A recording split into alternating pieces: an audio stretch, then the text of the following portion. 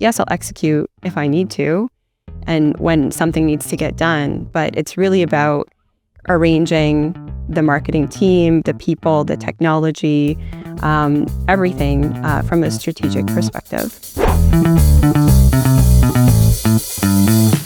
What's going on, everybody? It's George here from NVISION, and I've got a super special guest here today that I've had the luxury of working with and the pleasure of working with for almost a decade now, give or take. I've got Julie Ford here, who is a fractional marketing leader. I've seen her work and her brilliance drive a lot of great results and impact for the clients that she has to work with. So today we're going to focus on Julie and fractional marketing and explain what that is, how it positively impacts organizations, and all things marketing really is what we're going to concentrate on. So thank you for being on Brews and Buzzwords. Awesome. Thanks for having me, George. It is my pleasure. I'm going to dive right into this, okay? Because I think the term fractional marketing can be described a lot of different ways. How would you say you define fractional marketing and the practice of fractional marketing? Yeah. When I first heard the word fractional marketing, this was like early 2021. I did not like it. I was like, what is this word? I'm like, is this a contractor? Is this a consultant? Like, what is fractional marketing? Yeah. And it was still really new then. Now it's kind of taken off over the years. But what I would call it from my own perspective is offering like a fraction of my time to a client, which is, I guess, why it's called fractional, right? Like I'm not a full-time employee.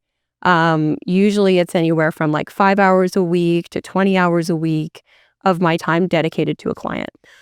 I personally, I've heard of the model for a long, long time too. We've used fractional other types of services, fractional HR, fractional CFOs. You can almost have like, there's a lot of this is coming to the forefront now, right?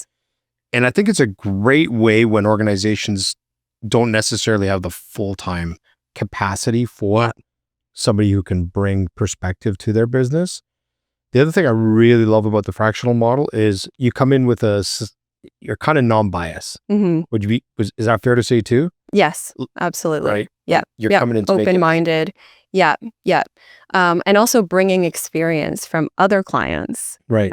Other industries to every single fractional engagement. Yeah, I think that's also a very valid point because you're getting so much perspective. Yeah. Right, on how what you're doing impacts an organization or behaviors and whatnot. So with respect to what you bring to the table, let's get into some of the specifics. So I know you're big on tech. I know that. Yeah, B2B tech. Yeah. Yeah, but when you're brought in, what are the typical scenarios that people feel, okay, this is what I need, why I need a fractional marketer? Right. Okay. So two different scenarios. One of them is they have a marketing leader in place who's going on leave. In Canada, it's often maternity leave, which can be at anywhere from 12 to 18 months. Yep. So the leader of the business knows that their director of marketing is going on leave, and they know they need someone in to fill that gap, and that person will be a contract for a period of time. Right. So the role is very defined. There's probably employees in place, other agencies, et cetera. And in that case, my opportunity is just to come in and maintain and follow the strategy that leader has put in place, so that when they come back, the world doesn't fall apart. Exactly, right? They come back and they're confident that everything was taken care of and that their job is still there for them. And so that's one of the situations where the leader, it's usually a president, GM, CEO that's hiring for that role. They know what they need. So it's really just about fit at that point, like personality fit. Yeah, exactly. The other scenario is where a company doesn't have marketing in place. They know they need to do marketing, but they're a little bit scared. They're like, I'm not sure. I haven't invested in marketing before. I don't know exactly who I need in marketing function. A lot of times they're like, I need someone who can be strategic and execute at the same time. And that's a really, really hard role to fill. Yeah. So before investing in bringing in a full-time employee to be that unicorn, if they're lucky enough to hire it, fine, yes. They need someone to come in and establish the foundation. So So that's where I'll come in. It's a little more ambiguous. Yeah, I'd like to kind of expand on both of those. So on the first one, where you're there to basically fill in, Fill a gap. fill Yeah. a gap because there's somebody leaving on mat leave or whatever the case may be. Yep. To go in and execute a strategy still requires a vast degree of understanding of like, why are you executing this strategy? Yeah. And so how often do you get involved in maybe tweaking that strategy? Because you do have a lot of experience just from knowing you as long as I have. Like, how often do you read a strategy? You're like, maybe there's more room for improvement or whatever the case may be. Yeah, there's usually a couple things. And it's not that like anything's wrong with the strategy. It's just that being in a full-time role in marketing in a company, say the person's been there for a few years, like the benefit of me coming in and looking at the strategy is like, oh, but what about this, right? Or we're seeing other companies doing this successfully. So maybe there's ways we can evolve the strategy just based on an outside perspective and other experience. So it usually stays pretty close, but there could be things that come up that are like, I think we should pivot in this direction or that direction based on what I'm seeing and the pace, right? You just said like the pace of things, it's crazy. Like you have to evolve the strategy. I would think especially if you're taking over, let's say an 18-month maternity leave. Yeah. A lot can happen in marketing in 18 Absolutely. months, right? Yeah, sure. Oh my gosh, even in like 6 months. Right. It's crazy. Yeah. So if I think about it, evolving the strategy while that person is out and adapting it to what's happening with AI or technology or marketing trends and best practices is actually part of my role because I want that person to come back and not be 6 months behind and have to play catch up, right? Yeah, and I would say probably another thing that you probably observe is the business itself is adapting and changing. And like 18 months for any business is huge. In this day and age, a lot can change in 18 months as well. Yeah. Brand, positioning, content, all that. Leadership changes. This has happened for me. Oh, yeah. Well, on these fractional assignments. I think we were working together during one of them, but we'll forget the name of the client. But on the flip side, when you're being brought in to be the first marketer, let's call it, within an organization, walk me through your steps. Like, where do you typically start? What do you start looking at? What does your process look like? I would say number one is spending a lot of time with the leader, whoever it is. It's a president, GM, a CEO. In some cases, maybe I'm reporting to a director of marketing. But whoever that person is who's decided that they're going to invest in marketing, I need to spend a ton of time with them and understand why. So why have they decided to invest in marketing now? Why do they need someone like me to help them figure out what they should do with the marketing, the strategy, the team, the technology, and learn from them and follow their lead, because they usually have a vision and a goal, but they can't articulate how to get there through marketing. So it's a lot of time getting to know them and understanding their motivations, their objectives, and sometimes that goes even beyond marketing. So once you've appreciated that awareness of like, here's why we're bringing you in, here are some of our, like aspirational goals as an organization, just for the audience and just to give some tips, like where would you start? Like, what do you document? What are the tactics that you're like, okay, here are things that immediately as a marketer, I start to plan out? Yeah, I'd say number one, and I'm sure you can relate to this, is like their web presence, right? Like, you come across all kinds of different states of a website, social media presence. Really doing an assessment of that landscape is really important as a first step, because that uncovers, okay, what technology are they using and are they going to need to invest in? Do they have, like, say, marketing automation place? Do they have a CRM? All of that comes into play when thinking about, okay, if we're going to ramp up marketing here, we're going to need to make some investments in the digital presence and the technology to power that marketing strategy. So that's a big first step. The other one is like assessing. So a lot of times there's a sales team and there's a customer support team. So getting to know how those teams operate and integrate and understanding their openness, because marketing is not in a silo, right? Yeah. Like Yeah. marketing needs to align with sales. Marketing needs to be aligned with customer teams, and we all need to be collaborating together. Product as well, right? Yeah. Alignment across all of these different departments is really, really important. So assessing that and the willingness and readiness for all of these departments to engage in marketing is really important, and that's a hard one.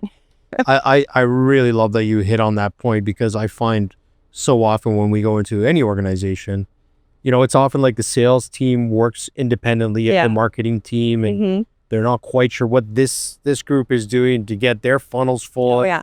And, I'm sure you see it all the time, right? Yeah. And the success of like, hey, out of all these leads, tell me, were they good, not good? Like, they're not communicating. Exactly. And it's so bizarre to me. And the fact that you're pointing that out and assessing that and auditing it is amazing. I think it's a real key step. Yeah. So like I kind of alluded to before, like marketing, a lot of times these engagements go beyond just marketing and starting marketing, because it uncovers challenges across the company where there might be places for teams to be more aligned and communicate better and collaborate better. And also, like, how open is the company to change and evolving? Their willingness. And so like we could go in and start doing so many things, really, really quickly, but most organizations are not ready, and you have to figure out how to pace the change. Yeah. And that can take sometimes years. For sure. So yeah, I find, again, like just through experience, I like to think that generally speaking, once somebody's reached out to us to engage us as a marketing agency, they're ready for change. They understand that they need to make some change for positive impact on bottom line, awareness, whatever the metric is, right? And I know I'm going to get into content in a minute, because I know you're brilliant at content, but I also want to touch on just what you said, just as another layer. So, you're talking to sales teams, obviously marketing teams. How often as a fractional marketer do you get involved in the financial side? Like where to make that financial investment? Is that something that comes up? It does. Yeah, because at the leadership level, that's part of it, right? Understanding, okay, what do we need to budget for marketing, like the people, the tools, the travel, conferences, like the big picture of the marketing budget is definitely something that either I have to create or I have to step in and manage. Right. So that is a big part of it as well. So also aligning with finance. Right. And like building a rapport with finance is very important, because as marketers, we spend a lot of money. We do. Not spending our money. Yeah, exactly. And so, sometimes I'm overseeing a budget. Sometimes I'm creating a budget. There's a lot of selling of like, okay, we need to make this investment and here's why, like the business case. Yeah. So that's definitely part of it. And there's multiple different stakeholders involved in those situations. Yeah. And I think when you, again, as a fractional marketer coming in, if you can have that holistic perspective on all these variables, and this is why I always say to people, like, marketing is so complex. Oh, yeah. Like, I think often it's dismissed as like, you just pay a bunch of money to Google and they'll, my funnel will fill up and away we go. Whereas the complexity of looking at just from the departmental perspective and the impact that finance has on sales has on marketing, and all the way around. I mean, it's when you're coming in and looking at it from that vantage point, I think it adds tremendous amount of value to any organization. I know you're amazing at content, because I think that's how we originally got together 10 or so years ago. When you've had the appreciation, okay, now you have a real good understanding of where the organization wants to go. You understand the brand voice, what they're doing well, what they're not doing so well. More so probably on a net new client that's just exploring marketing for the first time. How do you align their content, for lead nurturing and maximizing like mid-funnel, bottom of funnel, top of funnel impact? Yeah, I think one of the important steps is to really nail that value proposition first, right? Like we could go and create tons of content about a lot of different things, within the industry. But really, if we don't first take those foundational steps to establish the value proposition and content themes and content pillars, it's not really worth investing in producing the content. Because sure, we might get a bunch of traffic, but is it going to be traffic that actually converts? Maybe not. Yeah.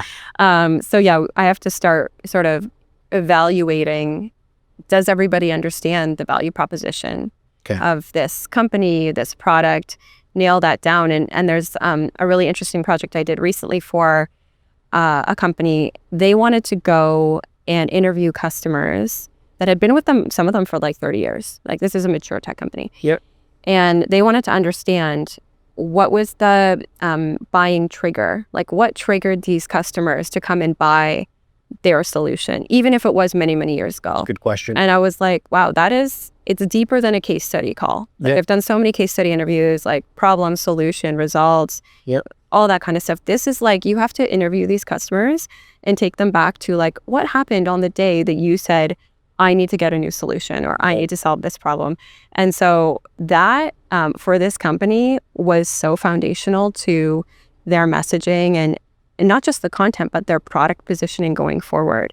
So that's something I recently learned from being on one of these engagements, is that if you really, really want to understand how to create your content and content that's going to be meaningful and convert people and bring you more customers, you really need to go deep. Like, that's a really awesome approach. Yeah. You know, and you know, going back and collecting enough data.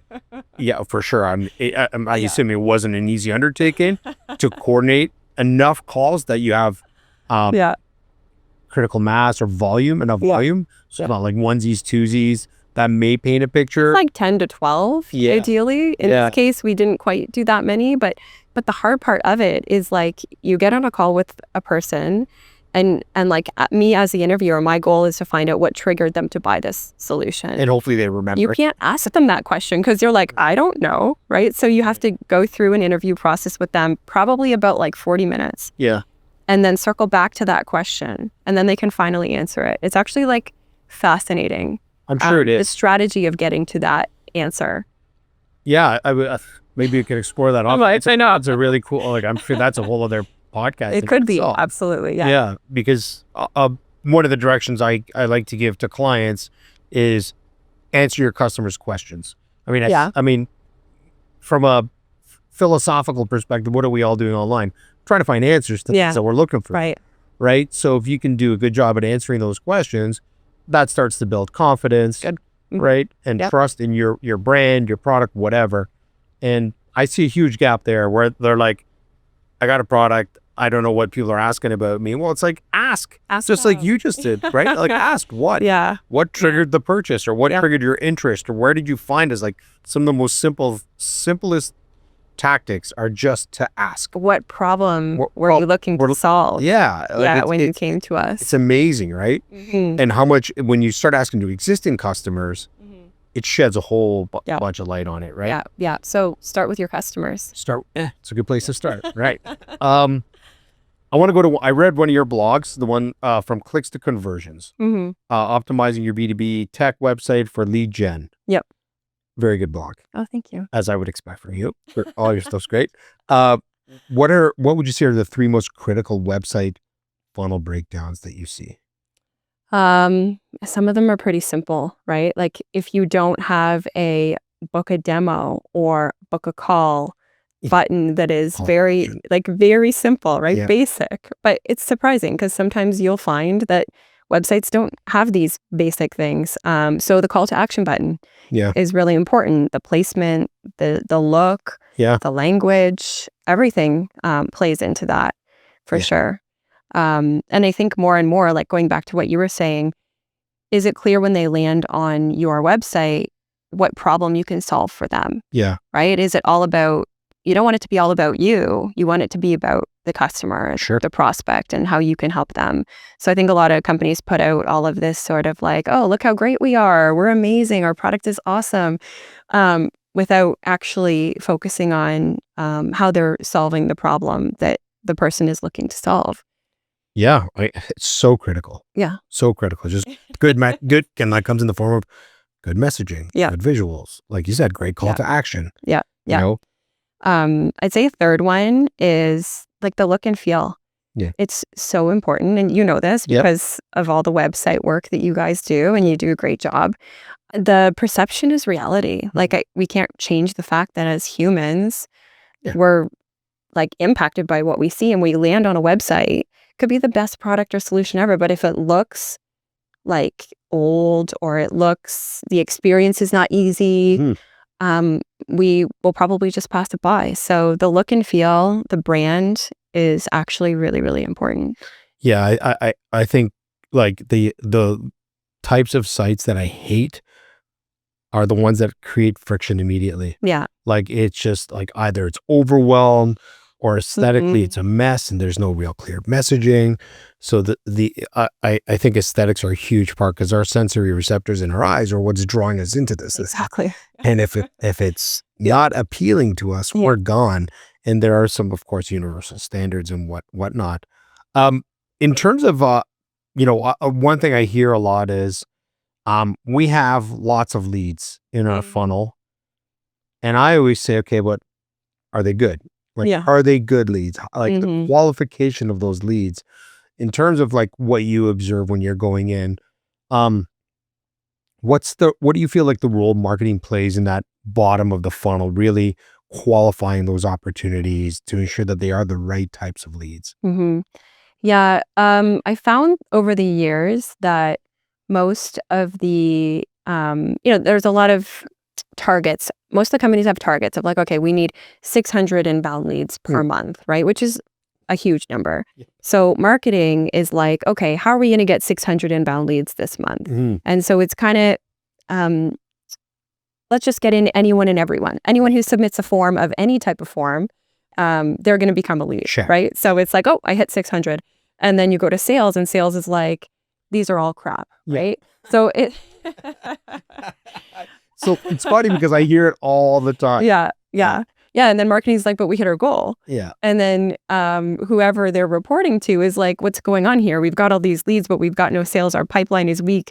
How is this possible? And it's like, they're just measuring the wrong things, right? Like not all leads are created equal. Just because somebody downloaded your ebook doesn't mean they are ready to buy. Right. So, and then sales is calling them and just annoying them, right? Yeah. Like I think we've all had this experience. Like you sign up for a free trial somewhere and the next thing you know, you're getting hounded on the phone. And it's like, no, I'm not. Now I really don't want this. Yeah.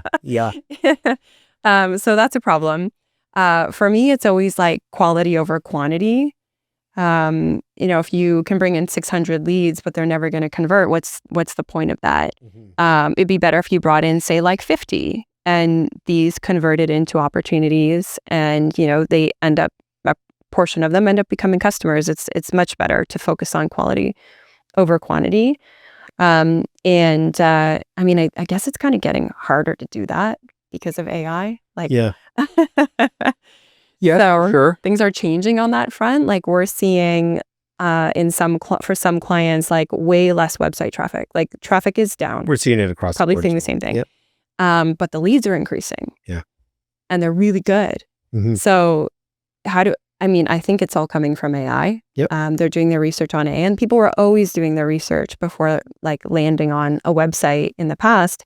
But now they're spending a lot less time on the site. Even when they come to the site, they're like one page, contact, done. There's no like journey that we can really see. The landscape's changing tremendously. I read a study a week or two ago that said across the board right now, leads coming from AI close at a 14 times higher of a rate than those that come from your website. And I think that partially has to do with it's less distraction. Like the AI is telling you the best coffee shop or the best whatever company out there. And there's this sense of trust with AI, perhaps that we've lost with Google. Yeah. Because all the things we've heard about Google and whatever. But yeah, I do find ourselves too, when we're kind of tracking attributions, we're seeing like, oh, the leads coming from AI are really good. So we're answering those questions a lot more effectively through amazing content. That is really the anchor of AI because they're calling all the content that's out there anyways, right? Yeah. And I just want to go back to your point earlier about, sales bickering to marketing bickering to sales. And, we got the 600 leads. Well, they're not great leads. You also have the layer of the CFO saying, hey, we just spent $50,000 this month on ads. And where's my ROI? Exactly. On this, or the C-level executive saying, okay, we got the 600. So the techniques and the conversations around those techniques on disseminating and distilling down the types of leads and which ones are good. Again, as somebody who's got the marketing hat on, if you do an exceptional job in just getting those two teams to align, saying, here's what we're seeing, here's why, content may be misaligned, wrong, false promises, which I see all the time too. Like, we'll solve all the world's problems through our solutions. Like, right, can you really? Yeah, right. Exactly. Yes. Yeah. And one of those keys to alignment is making sure everyone knows, like, what's the ideal customer profile. Yep. So getting everyone on the same page is crucial. Okay, so you just touched on a really, really, really crucial item, which is the ICP. And I have these conversations with, other marketers, and we're here talking today, and I'm always like, or when I'm talking to a customer, like, who's your audience? Yeah. And it's like, anybody will buy our product. I'm like, what? No. Like, no. Wrong answer. Right. And I love that. I mean, I don't love that people don't know this, but I love that as marketers, part of our job is to guide and direct, to identify who are you for and who you can't be everything for everybody, right? No. That simple notion. How do you go about like helping organizations identify their ICP? What sort of techniques do you use or strategies?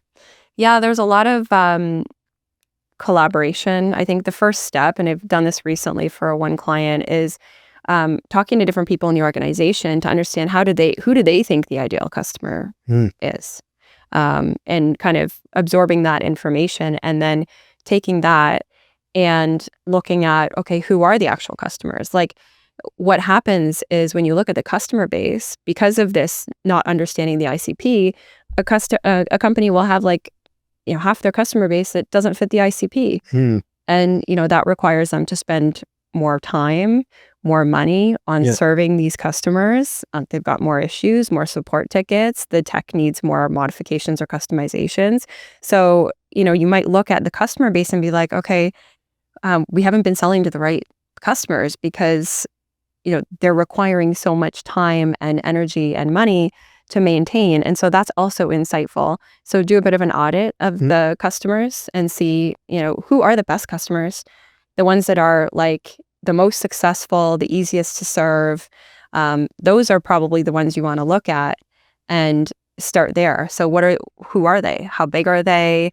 What challenges do they have? What's their budget? Who's the decision maker? Where are they located? Is there a certain region? So like looking at all of this and doing an analysis was really important. And then also I've used, taken the insights from the people I've talked to, the insights that I've gathered about the customers, and then use AI to help you kind of distill that down, because I found that really, really helpful. It can kind of like take what you have and your assumptions and help you refine it down to here's what we think the ideal customer profile is. And then you don't just say, okay, approved, that's what it is. You have to go back and share that with the team and collaborate and discuss and revise from there. But that's basically the process that I found to be helpful. Yeah, I think that's an awesome approach, and probably one of the earlier points you made about the interviews that you did. Like, there's a reason why you selected those clients. They're probably your ideal type of client. Yes. Yeah. So just having conversations with them and seeing commonality across, like, well, what is similar about all of these 10, 12, 24, whatever the number is, that made them buy from us? I mean, it's another great way to identify, because I think by defining your ICP, you can stay so much more regimented and focused on targeting and speaking to that individual as if they're sitting in front of you. The other thing that I'd love to explore and talk to you about is, once you've identified the ICP, every ICP, there's a journey that they face, they go through. And, if we use ADA as a principle, where they're in awareness or interest stage or desire, or they're at the action stage, and there's a million different variations of this. And I think ours is like a big bowl of soup, because marketing is not so linear anymore, in my opinion. How often do you walk, like, once you've identified the ICP, like that journey, like what needs to go out at certain stages of their buying journey? Because touching on what you said a few moments ago, don't call me 500 times after I've downloaded your ebook. Like now you're irritating it, right? It's been 10 minutes. I haven't even read this 65-page document yet, right? No. It's really industry specific, I find. Yeah. And some of the touch points are not digital, right? Like with certain ideal customers, for example, I've been working with some agriculture tech companies. These people are not necessarily at their desk all day. Good point. They're working like in the field. They're hands-on. So the methods that you would use to try to connect with those people are very different than, say, if you're trying to market to a marketer, right? Marketers are always at their desk. They're, on email. They're just very digitally savvy. But you have to take a look at, are these people even online? Maybe you need to try something like direct mail. Maybe you need to be going to conferences, going on site, trying to book a client visit, or, bringing them out to a prospect dinner.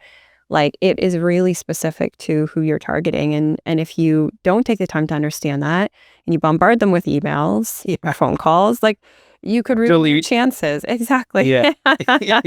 You could ruin your chances of ever developing a relationship with that person. Company.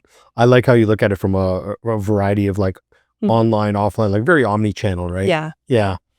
Are there any particular trends that you're watching right now in the B2B tech space?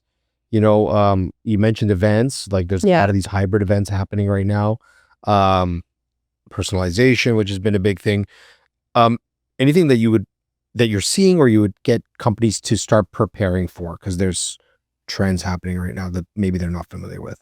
I would say one interesting thing that is, I don't know if it's trending, but is in one of my client companies, we've started to use a tool called Propensity. Okay. And basically it gives you buying signals.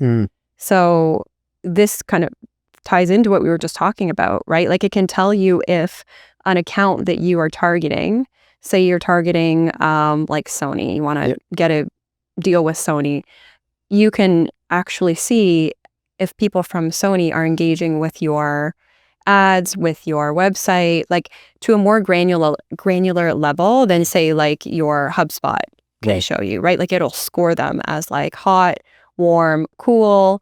It'll tell you exactly which accounts are visiting your website and when. It takes like the marketing data that we have had for so long, which is great, but it takes it to another level where then you can even like target them. Say you want to target everyone in Sony who likes basketball. You can launch a campaign that is that specific. It's like mind-blowing. Like, and I think it's just starting. It's a little bit scary how much they know about us. They have on us. But it's pulling in from so many different sources, like your Facebook interests.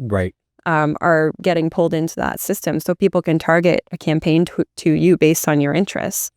And that actually converts higher. So I think we have a tendency to forget how much we divulge in the world of digital. Like, we tend to forget because we're on these devices or platforms, and all of this is being, farmed out to all these other companies that are leveraging the data to effectively market you, hopefully ethically. But, I would prefer it if I was searching for something, if that thing presented itself to me nicely in like, hey, okay, I was interested in that topic. I want to learn more about it. Versus me having to go hunt for it all the time. It helps you as the person being targeted cut through the noise. Right. Because there's so much coming at you. Wouldn't you rather it be targeted and relevant to you? Although it is quite creepy.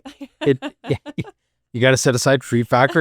Again, going back to how much we put into the world about us, we tend to forget that all of this is just data points for all these machines that are out there who want to, we as marketers, we use data all the time to help effectively market for our clients. And it's because of this data. Otherwise, we would be going back to casting a massive net and fingers crossed. Hopefully people start calling us for our services or products. Now we can be so much more deliberate in what we're trying to do, right?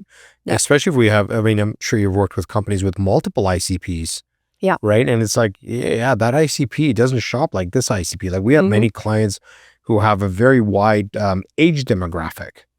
So somebody who's in their 50s and 60s their buying habits may be very different than somebody who's 18. Yep. Right. And it's like, how do you communicate to those two different ICPs? It's not going to be the exact same technique, tactic, or channel for that matter. Right. Yeah, but it's nice. And I guess the trend is like being able to like precisely target better than we have ever been able to. Right. Like if you think back to like early in my career in marketing, like social media was just launching. Yeah. And businesses were just looking at how do we use social media. And it was really just like spray and pray, right? We're not that old. I'm actually that old. No. I remember, spray and pray was a technique. That was what you do. You just got to get your stuff on there. That was it. Just try to get in front of his things on social media. Yeah. Try to get in front of as many people as you can. And then you start realizing this is starting to be a kind of a waste of money, effort and energy. And then so the more targeted for sure. Yeah. So just in kind of summary, in bringing this back to the fractional marketing side, as a tip and a bit of advice for the audience here, what's the first thing you would recommend if somebody's trying to bring on a fractional marketer? Like, what are the things that they should be asking when they're looking for somebody like you? Not so much on the, just coverage side, net new. They've never worked with marketing. They know they need something. What are the sorts of things they should be asking before bringing on a fractional marketing expert like yourself? Yeah. So questions they want to ask internally.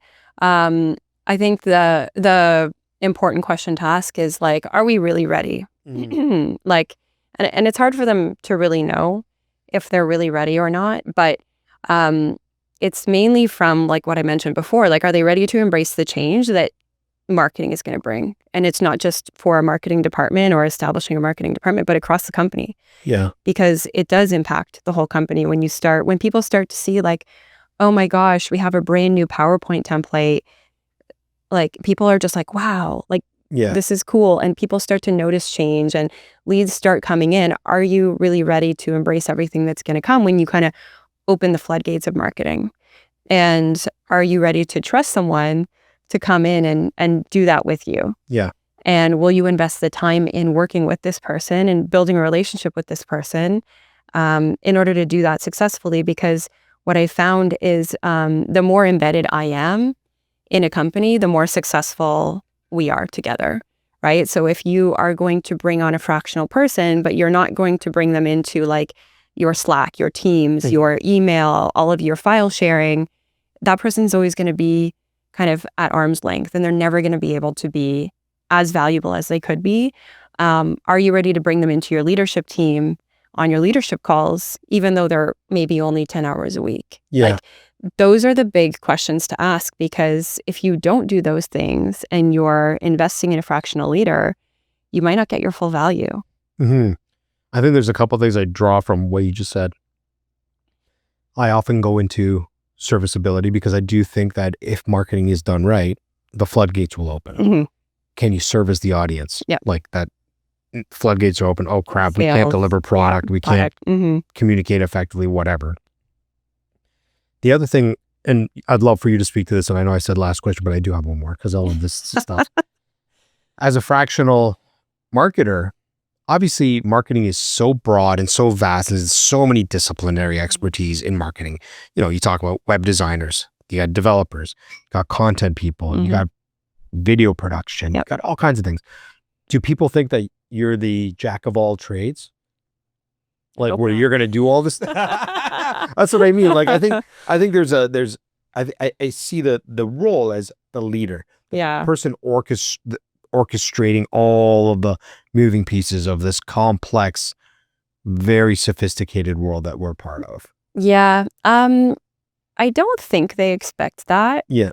I think the expectation is that I will have an understanding of everything, but be able to think strategically about how are we going to do all of those things, right? Like say we're going to need content. How are we going to deliver content? Right. It's not going to be me writing the content, but am I going to look at using an AI agent for content? Am I going to look at bringing in freelancers? Am I going to bring in an agency? Like there's so many moving parts, like you just said. The thing about me is that I actually had a chance via one of my clients to do this Strength Finders assessment. Okay. And that was earlier this year. And it was really eye-opening because it aligns with what you were kind of just saying. My top two strengths are strategic and arranger.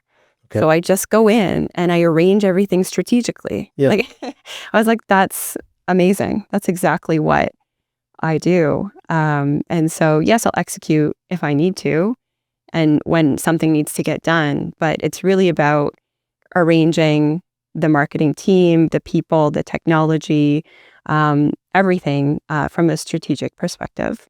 Yeah, that's amazing. And I think that there's such value in that. Just somebody who has a good appreciation of all the moving pieces and can bring it all together based on the strategy. Yeah. Right? Like, no, we're not doing this. That doesn't align with, so we don't need this thing right now. Mm-hmm. We need these other moving pieces to work towards this common goal that we've collectively established or Yep. has been handed to you, right? Right. And as you know, there's many ways to do a website. Many right? ways, yeah. In-house, agency, freelancer, like looking at all of the options and Mhm. evaluating them and deciding for this client at this time, Yeah. this is the right direction. Yeah.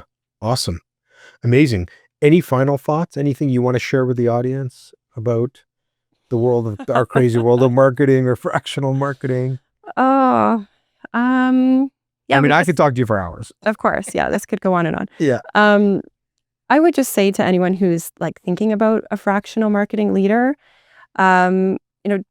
don't let fear hold you back. Like Yeah. it is a little bit of unknown territory if you're used to full-time and having somebody full-time in-house. So many people have a fear of like, okay, but this person doesn't know my industry, or how are they going to be effective if they're only working a fraction of the time? Don't let those thoughts or fears stop you from having a conversation or exploring the option. Maybe it isn't for you, but what if it is? Right. Yeah, that's a great point. And I will back Julie up. Obviously, we're a full service agency, but I have tremendous amount of respect and value for what you can bring to organizations as well. Because it's not that every organization needs a full-time team or an entire agency. Mhm. If you need kind of like an ambassador in-house and you're not sure where to start, I think the model that you're developing and you've built out is an incredible one for most organizations to at least eliminate the fear and Yeah. start to appreciate and understand what marketing can do for you from a very, again, I never simplify our industry because I think it is so complex Mhm. with the things that we do, but having somebody who's well-rounded like you, that can help guide and navigate our complex world Yeah. in a language that's digestible, Mhm. because we can throw acronyms out all day, as you know. Yep. I think it's super beneficial. So I just want to say thanks for coming on. Thanks for having me. This is the kind of chat that I love having, and I knew we'd kind of touch on a lot of different things, but I appreciate you coming on the show, sharing your knowledge and your thoughts. I'm grateful to have gone to know you a decade or so ago, and here we are chatting. It's been great. So thank you. Thanks Yeah. for being on the show. Yeah. Thanks for having me. Yeah, Fun. and if anybody out there is watching and they're looking for a fractional marketing expert, and I truly think she's amazing and an expert because I've worked with her many times, hit her up. Where can people find you? LinkedIn? LinkedIn's the best. Yeah. Julie Ford on LinkedIn, or you can go to julie-ford.com. Check her out. Julie's awesome. Thanks to everybody for tuning in. Have a good one. See ya. Thanks for watching this video. If you got something out of it, please like, subscribe, or share it with your friends.